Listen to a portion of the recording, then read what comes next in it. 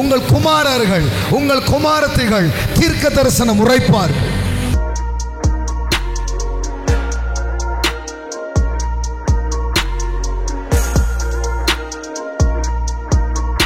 இதோ மாம்சமான யாவர் மேலும் என் ஆவியை ஊற்றுவேன். ஆமா, நீங்க கேட்க வேண்டியதெல்லாம் ஒண்ணே ஒண்ணு, pour out, pour out, pour out, pour out your spirit. எப்படி சொல்றாரு பாருங்க, கடைசி நாட்களில் நான் மாம்சமான யாவர் மீதும் என் ஆவியை ஊற்றுவேன், அப்பொழுது உங்கள் குமாரரும் உங்கள் குமாரத்திகளும் தீர்க்க தரிசனம் சொல்லுவார்கள். ஆமென், ஆமென்.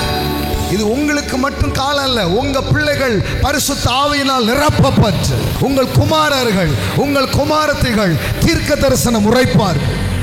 And it shall be in the last days, they say God, that I will pour out my spirit upon all mankind, and your sons and daughters shall prophesy.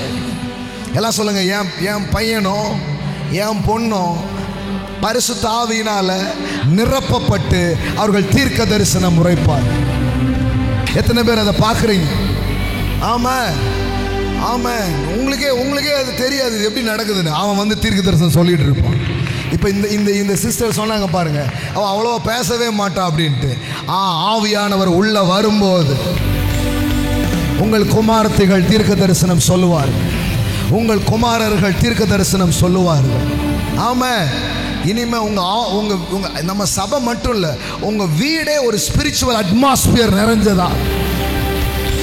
ஆமா, நல்ல ஆசைப்படுற பிள்ளைங்க, அப்பா இது இல்லை அப்பா, pour out your spirit, இப்படி ஆவியை ஊற்றும், இப்படி ஆவியை ஊற்றும். ஆமா, ஆமா.